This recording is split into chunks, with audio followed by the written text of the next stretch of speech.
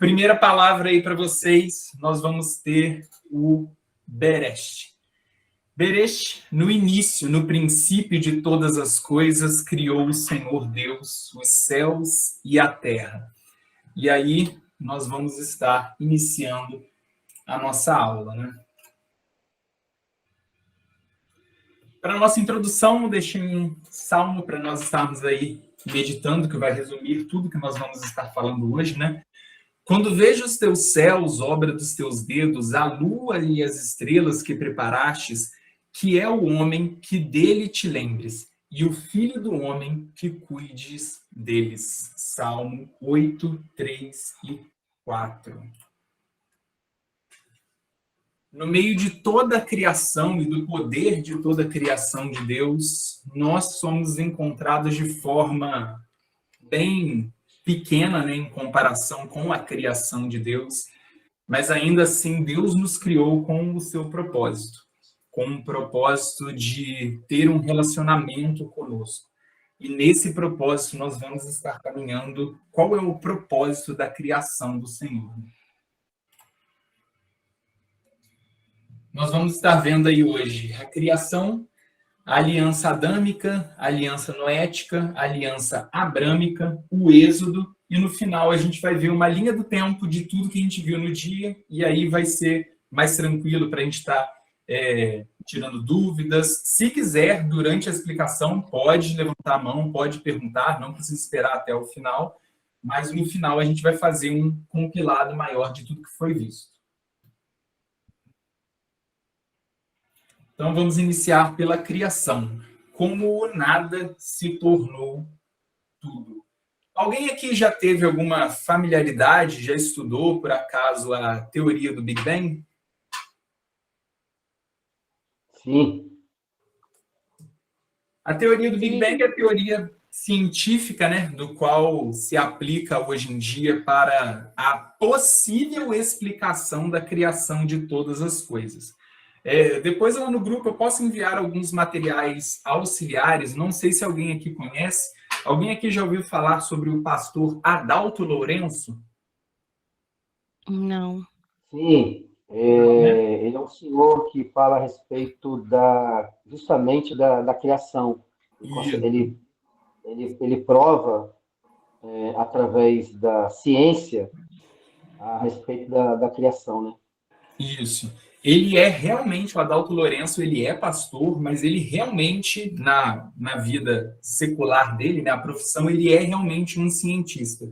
E ele trabalha com a parte da ciência criacionista, né? Ele prova através da ciência fatos bíblicos e ele prova como que a criação foi feita de acordo com Deus, né?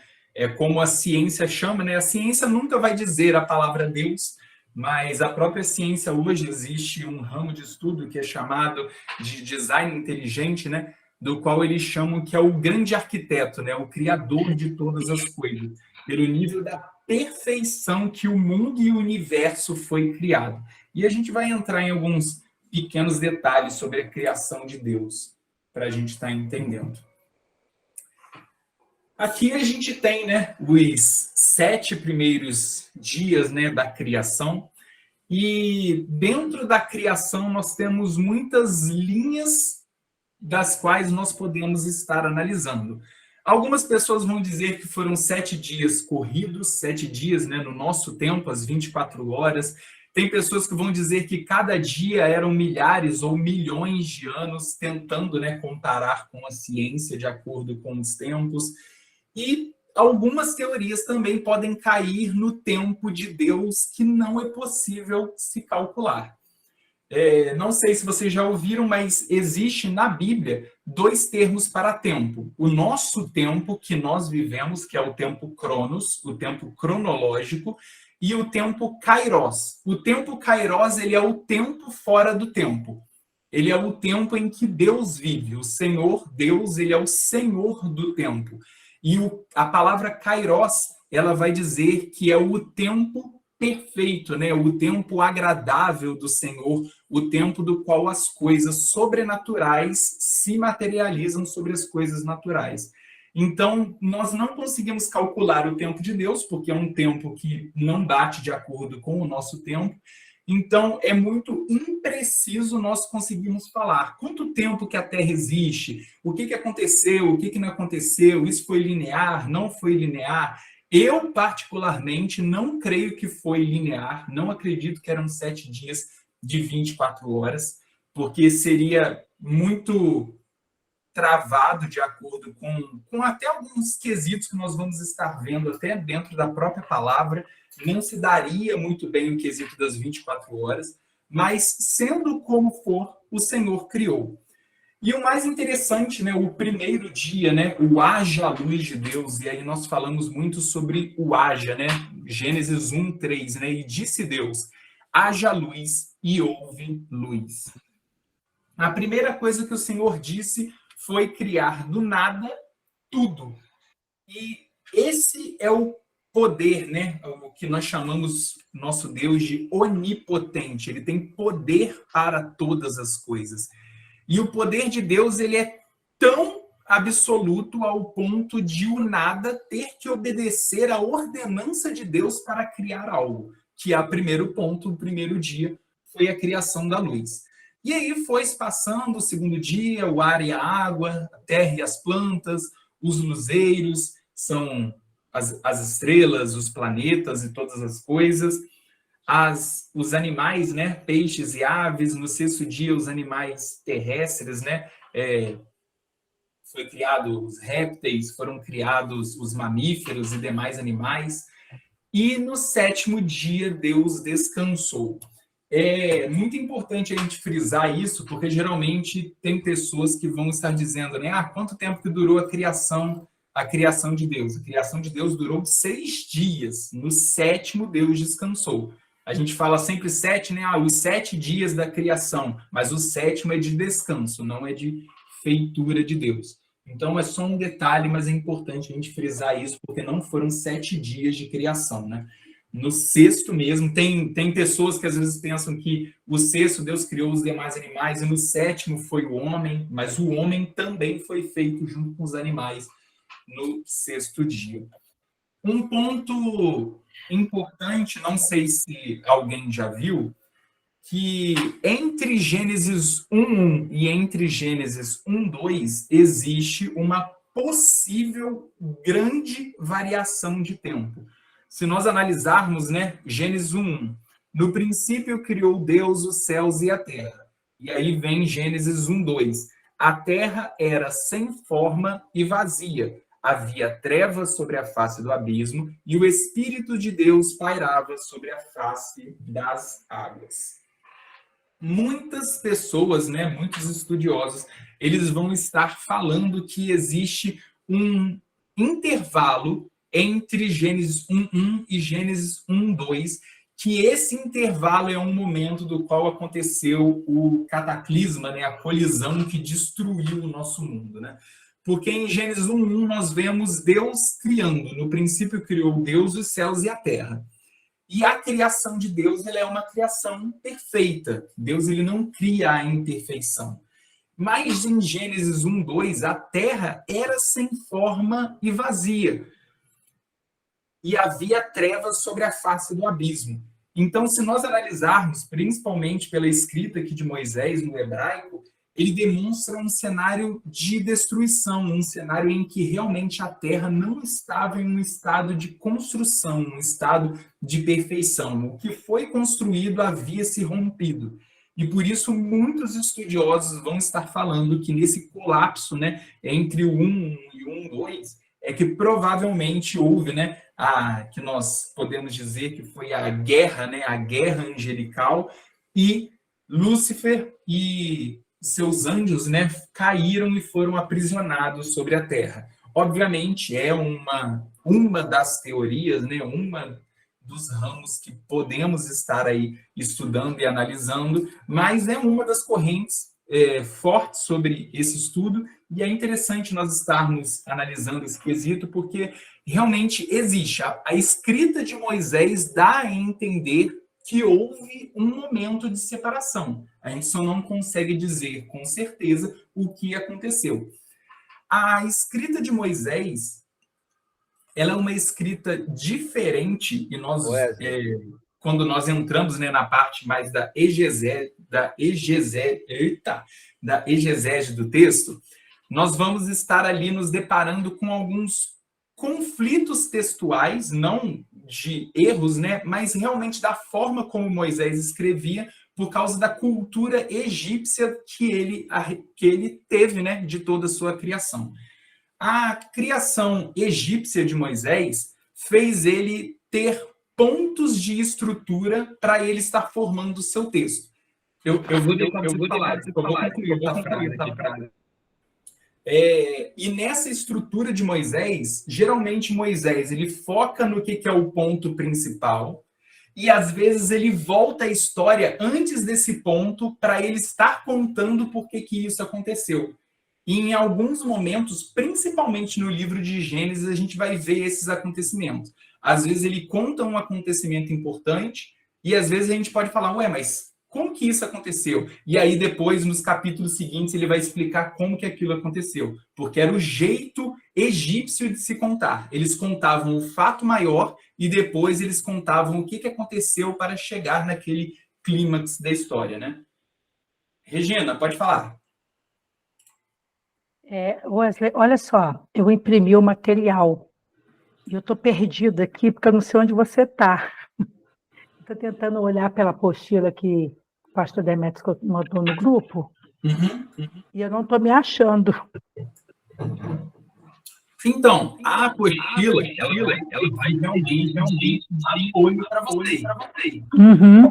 Pelo volume, então, a gente não vai seguir uma cronológica da apostila. Eu peguei realmente mais a ordem da história da Bíblia. E a gente vai. Mas eu posso passar depois para vocês. Está dando eco. É porque o meu microfone está ligado, Áureo. Eu estou falando com ele.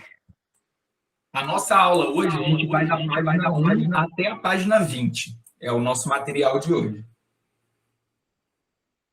Então, uma sugestão é que você poderia mandar esses slides para a gente poder seguir por ele, né? Imprimir para a gente poder seguir por ele. Depois. Tá bom, então. Obrigada. Bom, nada. Leonardo, pode falar.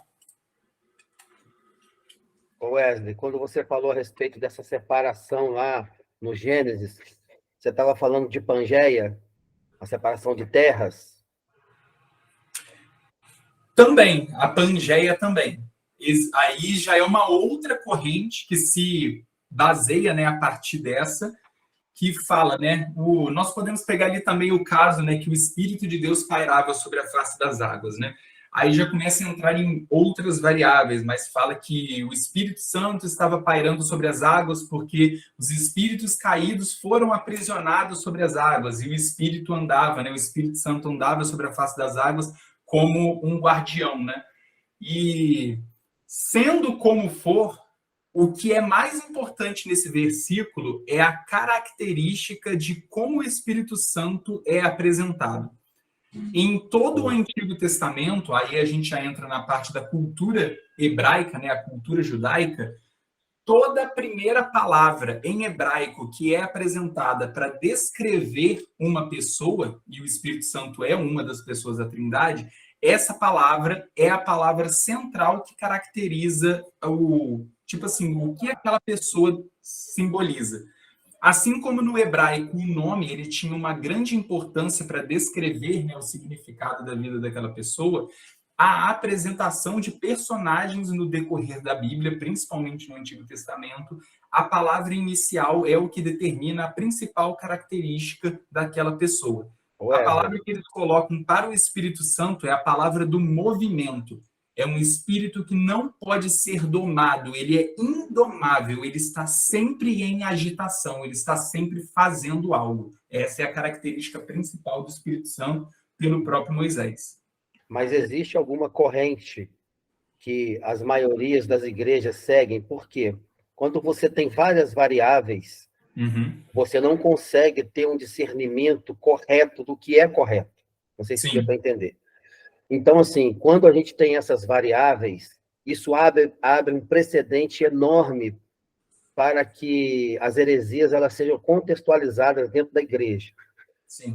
A minha pergunta é, qual é a corrente que a maioria segue dentro dessas especificações que você disse aí? Entendi.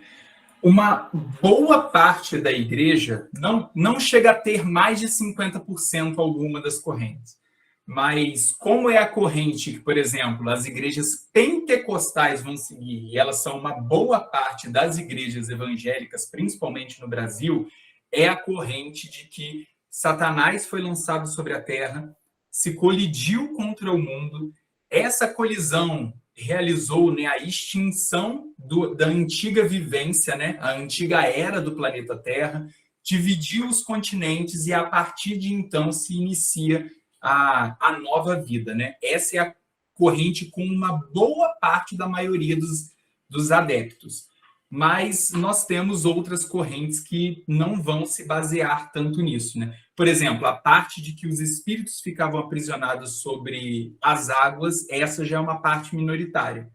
É uma parte que chama atenção pela sua visão, mas não é uma boa maioria que defende essa visão.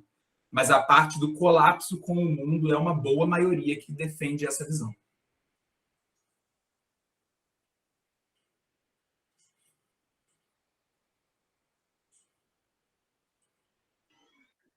Professor. Felipe, né? Pode falar, Felipe. Boa noite, pode ser, Jesus. Eu queria estar fazendo também duas perguntas. Uma é acerca do caso da fonte. No caso, de onde veio essa fonte que os egípcios usavam na sua redação ou dissertação, nessa forma literária de falar de uma causa e logo após explicar com mais detalhes, né? E a outra é de como se deu essa revelação a Moisés, talvez se foi a teofania, uma aparição de Deus. Qual é a fonte que mais tem coerência ou mais aproximação de como Moisés recebeu esses relatos da fundação do mundo? Tá ótimo. Em primeiro lugar, sobre a cultura egípcia, né? A cultura egípcia, desse caso de como eles contam histórias, isso vem pelo estudo de como a própria cultura egípcia transcrevia suas histórias. Se nós formos hoje mesmo no Egito, em palácios, em placas, em construções e nas pirâmides, nós vamos ver como eles montavam as suas histórias. Geralmente, se você pegar alguma imagem, né, dos hieróglifos, eles geralmente vêm com uma figura maior por cima e figuras pequenininhas logo abaixo dela. Aquilo ali era como se fosse a figura maior, era o ponto-chave do que eles queriam contar. Era o personagem principal. Tem aluno pedindo para entrar. Isso que eu ia dizer agora. Perdão te interromper, mas eles estão gritando lá no grupo. Não, tá certo.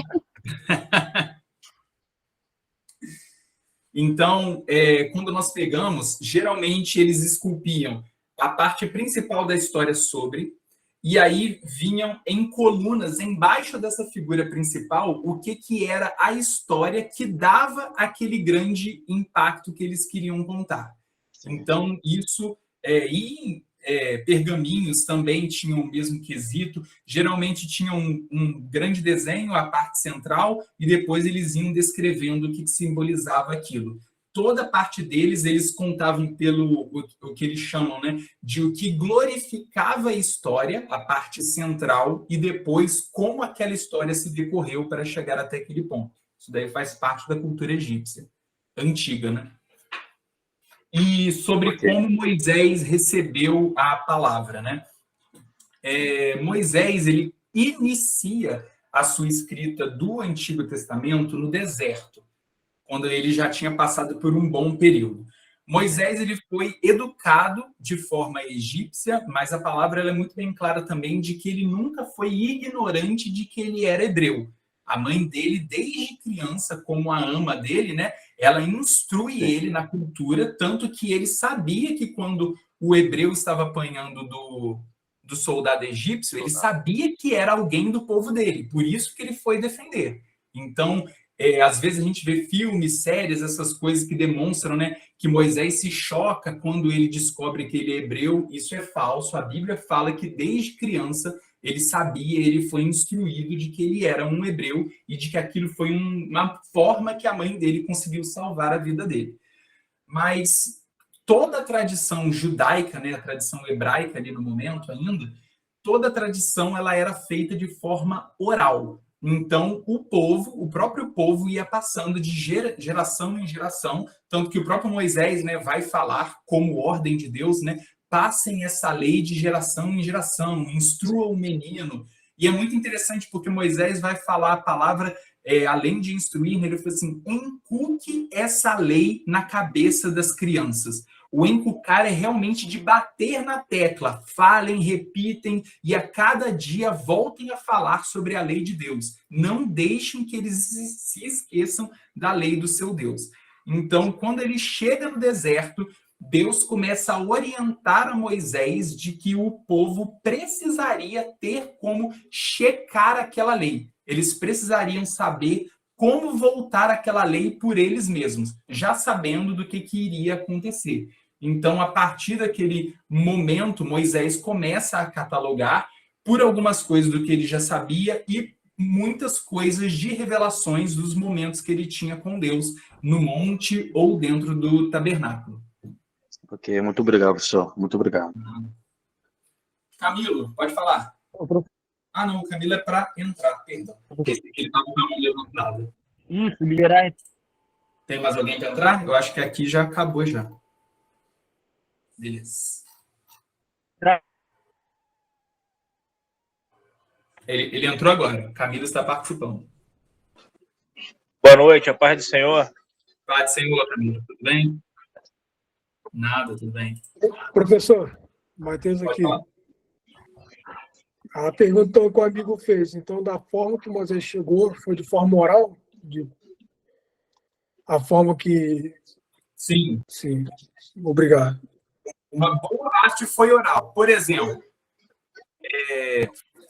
se nós... Aí aqui a gente pode... Deixa eu só verificar, mas eu acho que no próximo slide a gente já vai falar de outra parte. A gente já vai falar de Adão e Eva, né?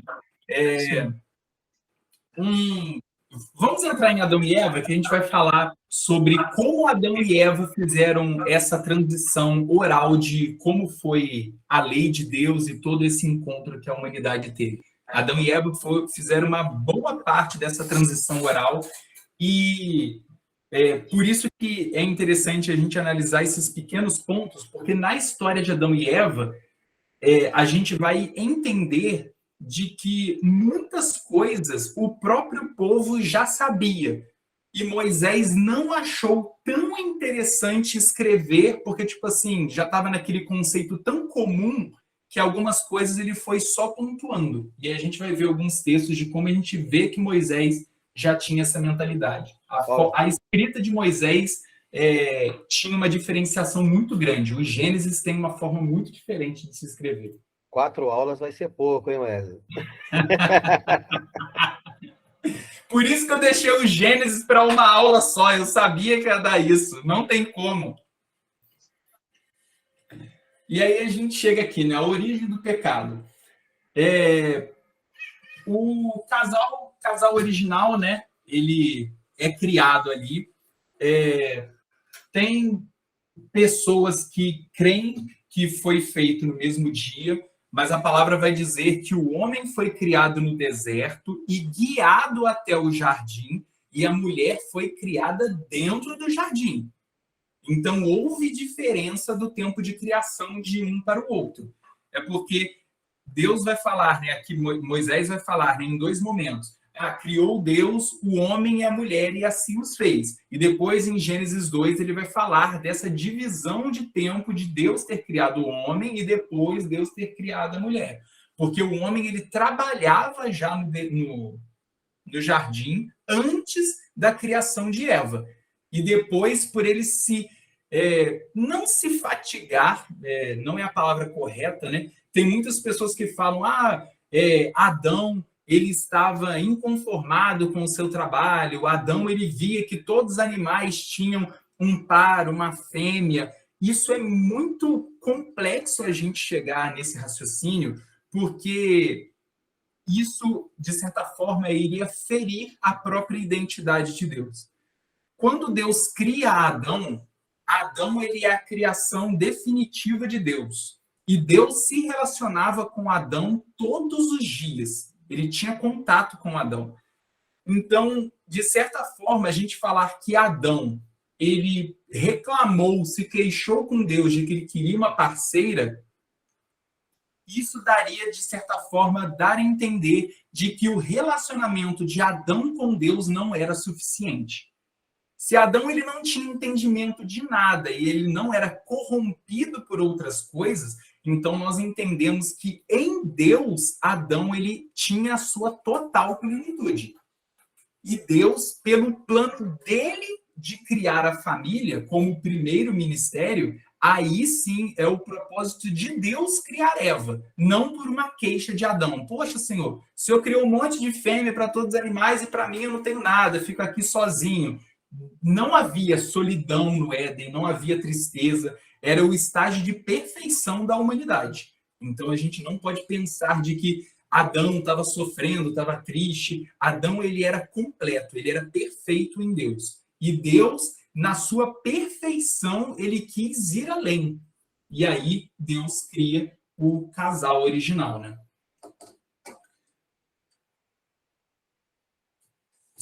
Tá. Aí existe, né, o caso da queda. O caso da queda ele é complicado porque muitas pessoas, né, aí aqui a gente entra na escrita também de Moisés.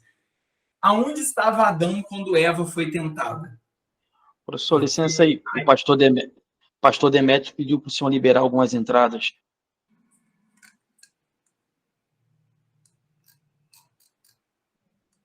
Não tem ninguém pedindo para entrar agora, não. Ah, tá, ele mandou mensagem aqui no privado. Deve ser das outras pessoas que estavam pedindo, né? Ah, tá. Tá ok, tá ok. Eu olhei aqui, não tem mais ninguém pedindo, não. Ah, tá. Obrigado. Deixa eu voltar aqui. Tá.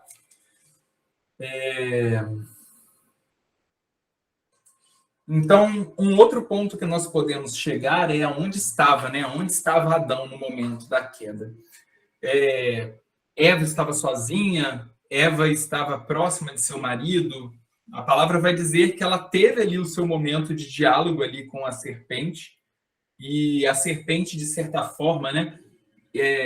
É só um adendo, mas essa corrente ela não tem muita força, mas alguém pode ter ouvido de que a existência, né, o conhecimento do que a humanidade entende como um dragão era o que era a serpente, porque a serpente ela foi mutilada, né, ao ponto dela ficar somente rastejando após a queda, foi o castigo da serpente.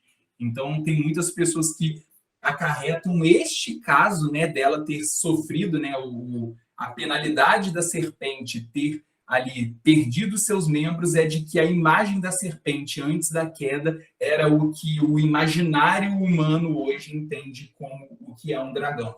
Mas sem fundamentos, daí é pura especulação, mas vale aí como entendimento de uma das visões que existem por aí. Mas nessa consequência da queda, aí existe, o ser humano passaria a ter sofrimento, né, dor, cansaço pelo seu trabalho. Ele já trabalhava, né, mas isso não gerava enfado nele. E a mulher, né, passa a ter dores, né, dores no parto, e a serpente ela é mutilada, passando a rastejar. E aí existe a aliança adâmica. A partir da aliança adâmica é quando Deus fala. Nós falamos adâmica, né, mas Deus fala diretamente apontando para Eva, de que pela descendência de Eva sairia aquele que esmagaria a cabeça da serpente. No momento em que Deus poderia, né, como as pessoas imaginam, se Deus quisesse, ele poderia simplesmente, vocês pecaram, então eu acabo aqui com o casal original, extermino a humanidade e se Deus quisesse, reiniciava, fazia o que quisesse, mas Deus ele já havia o seu plano traçado. E aí é onde nós entramos, né, de que Deus ele nunca é pego de surpresa, né? Deus ele tem o seu plano. A palavra vai dizer que o Cordeiro Imaculado, né, ele já tinha sido sacrificado antes da fundação do mundo. Então aqui a gente vê realmente que o tempo de Deus ele é de uma forma atemporal. Ele vai muito antes, né? Deus ele não anda pelo tempo. Deus ele está no ontem, no agora e ele já está no amanhã, ao ponto de que o livro do Apocalipse ele já é um livro selado. O livro que conta toda a história, ele já está fechado. Então, Deus ele está em todos os tempos. Deus já está na próxima eternidade. Então, por isso que nós não conseguimos calcular o tempo de Deus. E nesse ponto de quando o casal cai, é que aqui a gente vê uma forma bem complexa da escrita de Moisés. Quando Caim, né? Quando Caim e Abel eles têm ali a sua luta, eles vão estar dividindo ali o seu problema, né? Por causa de Caim ter oferecido um sacrifício que Deus não se agradou. Mas Abel ofereceu um sacrifício que agradou a Deus. E muitas pessoas se perguntam, poxa, mas Caim ofereceu o melhor de sua plantação, de sua colheita, e por que Deus não aceitou isso? Tem pessoas que chegam a dizer de que a culpa do assassinato foi de Deus, porque Deus não aceitou a oferta de Caim. Mas aqui a gente vê o que estava entranhado no conhecimento. Por que Abel ofereceu um sacrifício de sangue? Porque Adão e Eva, quando eles foram expulsos do Éden, Deus ele não aceita, né, aquela vestimenta de folhagens, e ele mesmo fala que Deus fez as vestes de animal para eles. Nesse contexto de Deus ter feito as vestes, e naquele mesmo momento Deus ter feito, né, ali o pacto com Adão e Eva, né, de que a linhagem deles iria trazer o Cordeiro Imaculado, essa aliança ela foi material, ela aconteceu realmente. Deus ele demonstrou para o casal original de que a partir daquele momento a sua aliança seria feita pela purificação do sangue, pelo sacrifício de um animal, fazendo um holocausto e oferecendo aquilo para Deus. O cheiro, né, a palavra vai falar que o cheiro da gordura ele se transforma como uma essência e é agradável a Deus, porque é um sacrifício sendo ofertado a Deus. Então, essa tradição foi passada de Adão e Eva para os seus filhos. Então, a gente tem um entendimento de que Caim e Abel sabiam de que para se comunicar com Deus, eles tinham que oferecer sangue. E Abel oferece o que Deus queria, mas Caim, ele não oferece o que Deus queria. Caim, ele quis oferecer o que ele achava que ia ser bom. É isso que eu tenho, é isso que eu vou oferecer para Deus. E aí, tanto que Deus ainda para conversar com Caim. Ele fala, eu estou vendo a maldade querendo entrar no seu coração. Mas se você se converter do seu caminho, ainda há tempo de corrigir isso. Mas se você der abertura, o mal vai tomar o seu coração. Deus ainda tira tempo para conversar com Caim. Pode falar, Leonardo. Ô Wesley, você me perdoa, mas a minha internet caiu. Você pode voltar só no pedacinho que você falou? Caiu na hora que você falou a respeito da a forma da serpente. Como que era? Porque assim, a gente tem uma ideia que a forma da serpente, ela parecia com... Ela tinha pé, ficava em pé igual pessoas. Sim, sim. A ideia que nós temos é essa, que ela era, a grosso modo assim, parecia uma lagartixa gigante, não sei. Eu não sei. A ideia então, que dá é essa. Aí, essa ideia que a gente tem, porque logo Deus fala que ela vai rastejar sobre o seu ventre. Isso. Né? Então, assim, se ela vai rastejar sobre o seu ventre, qual a ideia que a gente tem? Então, ela andava? Então, eu falei, não é uma corrente muito bem aceita, mas o coletivo do nosso entendimento do que hoje é um dragão é o que as pessoas falam que era a serpente antes dela ser mutilada. Era um ser realmente mais robusto, que é da onde o ser humano tirou esse imaginário do que é um dragão hoje. Porque o dragão é um ser totalmente imaginário, né? Só que a Bíblia, ela fala muitas vezes sobre o dragão. Ela vai apresentar no Apocalipse o adversário final como o dragão. Então, esse imaginário do ser humano do que é um dragão é o que as pessoas apontam de como era a serpente no Jardim do Éden. Ok, obrigada. Beleza? Nada. Então, retornando aqui, Adão e Eva, eles iniciaram, eles tinham um contato, conversavam com Deus todos os dias no Éden, e eles iniciaram essa tradição oral de passar como que Deus criou as coisas, como que era o diálogo dele, como se comportar, como fazer sacrifício, como se comunicar com Deus. E por isso Deus não aceitou a oferta de Caim, porque ele, sabendo como seus pais tinham falado, para se comunicar com Deus, nós temos que fazer um holocausto. Nós temos que oferecer sangue, matar um animal e oferecer para Deus, sacrifício vivo, que já era o simbolismo, né, a tipologia de Cristo sendo sacrificado, o cordeiro vivo sendo imolado na cruz. Então, Caim ali, ele afrontou Deus oferecendo algo que Deus já tinha ensinado e Adão e Eva já tinham passado para eles. Professor, Pode falar. só um reforçozinho aqui também, no caso de muitas pessoas, né, pensam que houve uma injustiça da parte de Deus, mas o próprio Senhor fala para eles, se bem fizerdes, você será aceito. Sim. No caso, deixando a condição que ele sabia o que era o certo a fazer, e se ele fizesse, seria aceito. Ou seja, talvez hoje houve um egoísmo da parte dele, e um relaxo de ele tentar oferecer algo a Deus, sabendo que Deus já não aceitaria aquilo. Já houve uma intenção dele, já foi com aquela intenção, só para ter um reforço e tirar talvez da mente das pessoas que houve injustiça da parte de Deus, que Deus devia deixar para lá. Mas muito bom essa explicação. Sim.